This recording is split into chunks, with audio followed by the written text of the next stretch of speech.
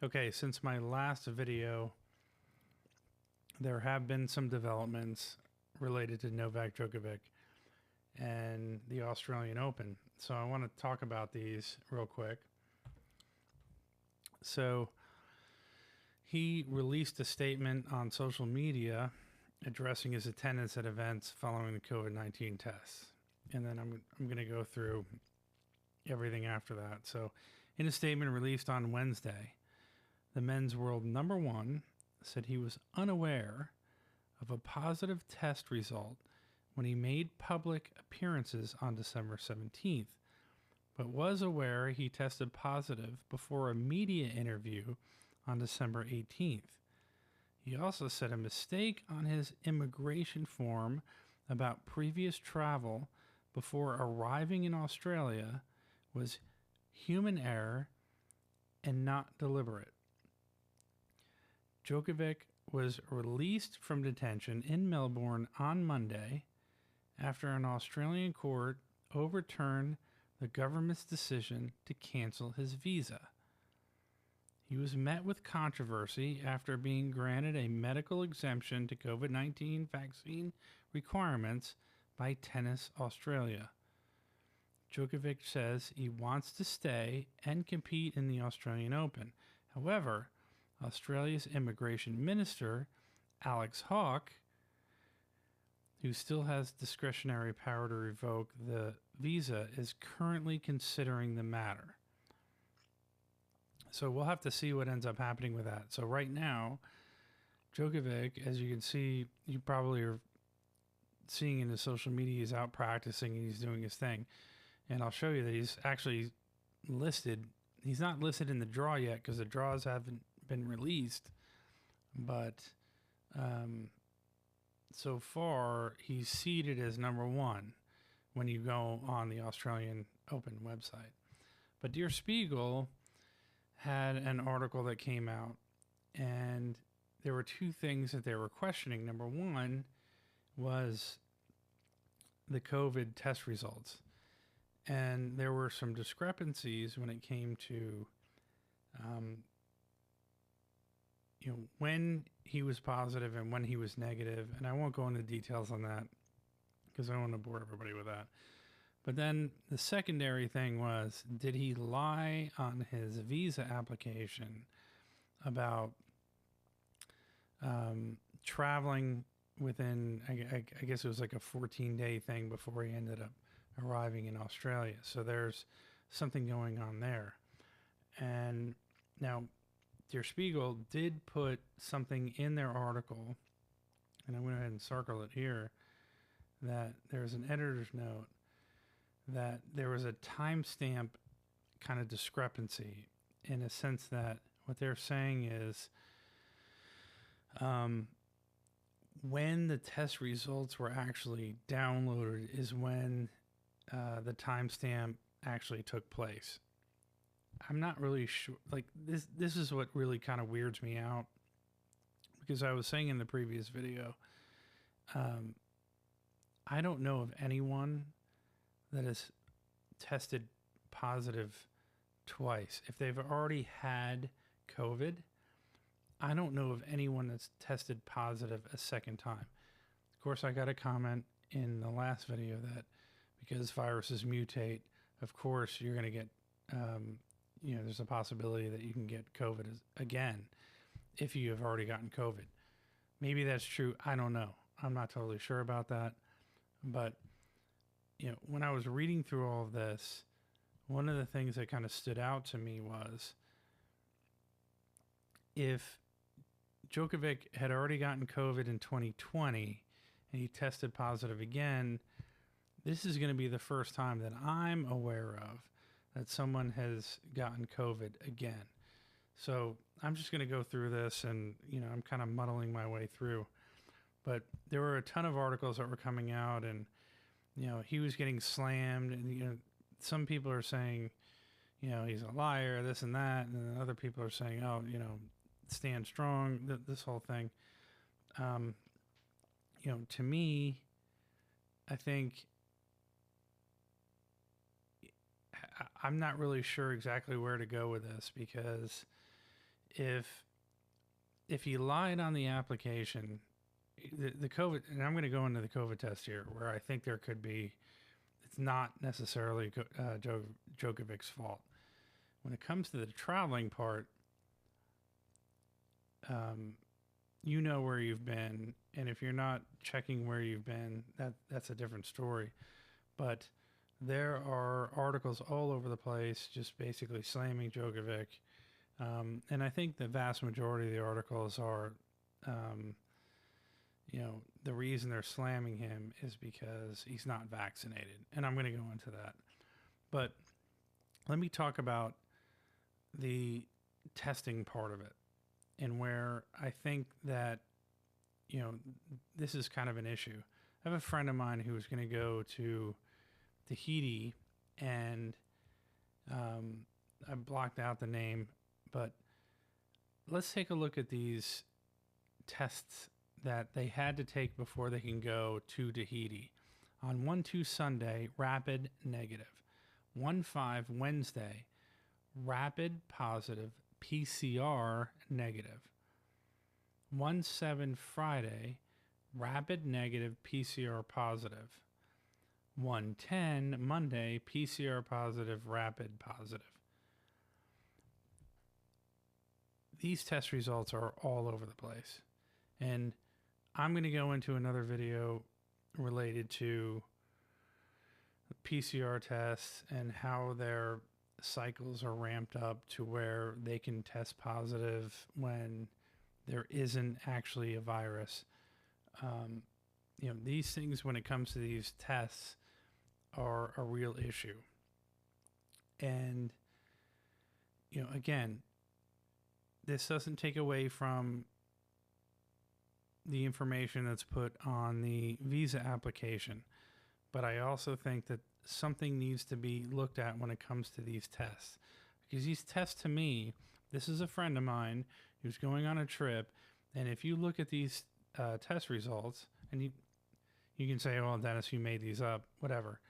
But this is from somebody else that I know, and showing these different weird test results, I think there's a problem there, and they're not accurate.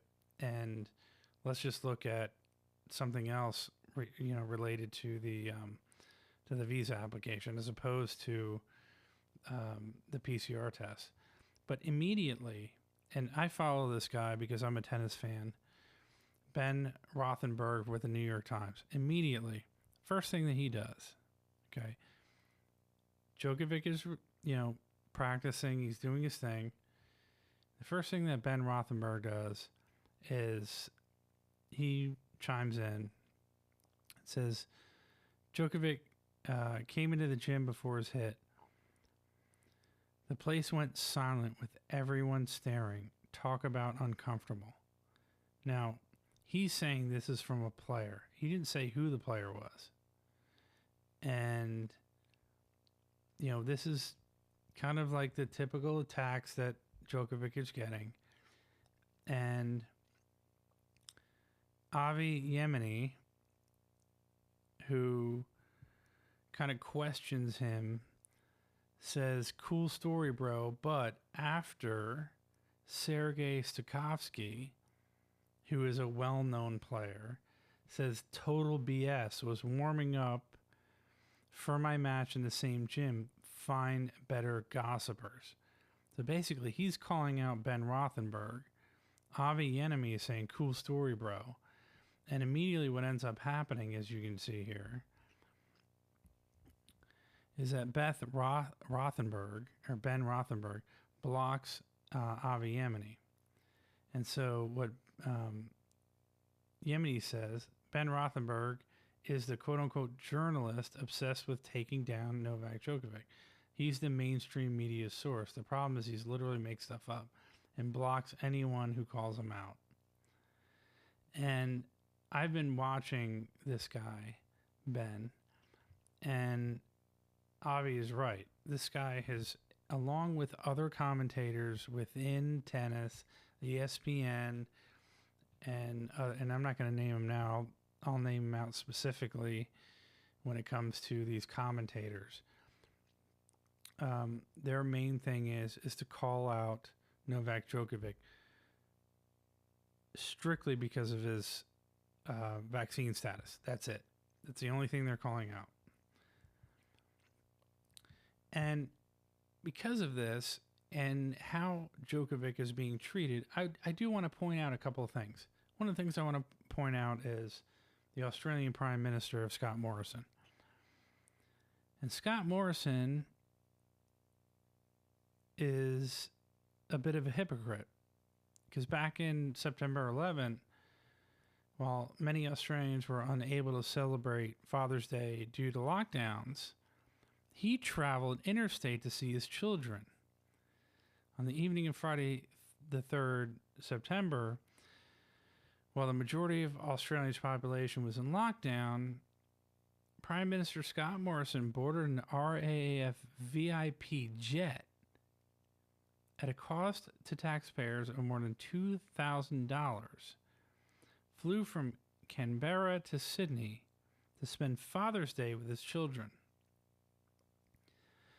Morrison received approval from ACT Health to return to Cabrera on Monday, again on a flight which cost taxpayers more than $2,000 without having to quarantine for 2 weeks, subject to conditions such as regular testing.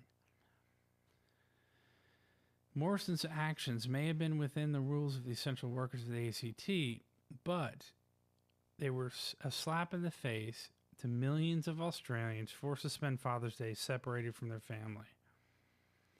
Victorians for a second year in a row. So, meanwhile, all this stuff is going on with Djokovic. All these things are happening. And I can understand where the Australian people are like fed up and pissed off. And basically saying, well, you know, what are you doing here with Djokovic? You're letting him in. And I think that was a major thing, in my opinion, of why people were so angry and why the Australian government did what they did with Djokovic. But at the same time, you see this hypocrisy with the Prime Minister of Australia doing what he wants to do while everybody else is locked down. And by the way, he's not the only person who's done this. More recently, Boris Johnson has been called out in the news for doing essentially the same thing. Now, here's a guy who has had parties and, you know, bring your own beer and wine, all this kind of stuff, and had one of his aides send out an email, please join us at 6 p.m., bring your own booze. And, you know, people are calling for his resignation over this. And this is a guy who actually had COVID.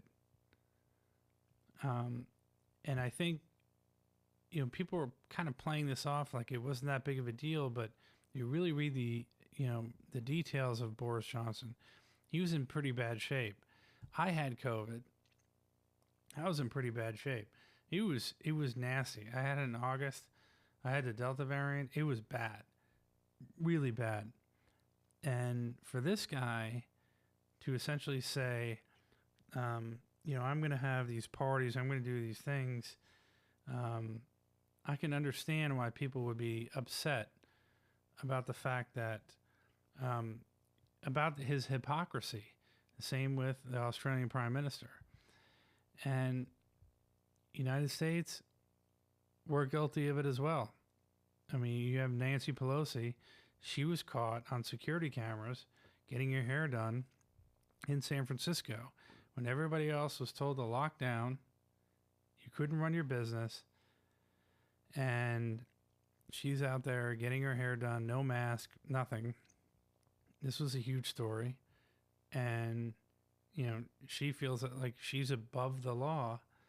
Meanwhile, businesses are getting shut down and people are having to deal with all of this, you know, horrible stuff when it comes to COVID. Mayor Lori Lightfoot in Chicago, same thing. She got her hair done. Her excuse was that I'm the public face of this city. I'm on national media and I'm out in the public eye. So while everyone's locked down, the rest of us peasants have to deal with lockdowns and shutdowns, and our businesses are closed, and all of these things are happening. And then when it comes to this whole Novak Djokovic thing, you know, we have to follow the rules. And Gavin Newsom, same deal. He was one of the first ones. Here's a guy who's at one of the most expensive, exclusive restaurants there is in the country, if not in the world. No mask, nothing. He had to apologize for the same thing.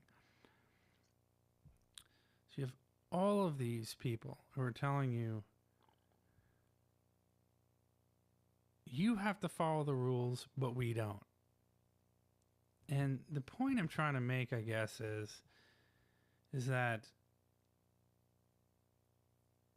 Novak Djokovic, I think, if there was the testing thing is one thing, and I really truly believe that these tests are inaccurate. I really believe that, especially from the information that my friend gave me. If there was a mistake that was made on the visa, I hope that it wasn't deliberate. I really do. I hope that it was not deliberate. If it was, he should be punished for it. I said that in the previous video. Somebody outright lies and you can prove it, then they should be punished for it. But we have to take into account all of the hypocrisy of all of these people from these different countries that are telling us that we have to do something and they don't do it. And then we have people like Ben Rothenberg from the New York Times telling you how horrible Novak Djokovic is for doing what he did. Look, Novak Djokovic, he's not the nicest guy in the world. I'll be the first one to admit that. Somebody like, if you were to compare him to Roger Federer is a ambassador. He's a great guy, nice guy, whatever. Nadal, he'll tell you whatever you want to hear because he just wants to be liked by everybody. Novak, he doesn't give a shit what you think. But it doesn't make him a bad person. So he's done a lot for Australia when it came to the fires of Australia. He gave a lot of money. Even Nick Kyrgios is in his corner, who wasn't a big fan of Novak Djokovic for quite a while. And I think what people really need to start thinking about is all the hypocrisy of all of these other leaders and people. And then make a decision. Okay, should we be turning our attention on somebody like Novak Djokovic? Or should we be turning our attention or our anger, more specifically, on people like the Prime Minister of Australia, like Scott Morrison, for not following the rules, and other people within Australia? And those of you who are in Australia, tell me if I'm wrong. I'd be more than happy to say, one thing that I want to say right here, right now, that I don't want to talk in absolutes. I'm not one of those people that's, I know exactly what I'm talking about. If there's somebody that can prove me wrong, put it in the comment section and give me proof of why I'm wrong. Don't just say I'm wrong. Give me proof of why I'm wrong, and I'll accept that. One thing I do not want to do is be one of those people who talks in absolutes. And there are plenty of people that go into the comment section that talk in absolutes, that they know exactly what they're talking about, and whatever they say, that's it. But I think that when you see this type of hypocrisy, and you see what's going on with Australia with Novak Djokovic, Okay, yeah, he may have ticked off the wrong box, or his, people may have ticked off the wrong box. Okay, I guess he's got to be punished for that.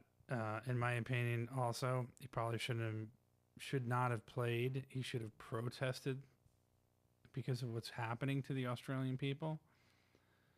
But these things need to be called out. These things need to be dealt with. So that's all I got. I'll see you in the next video.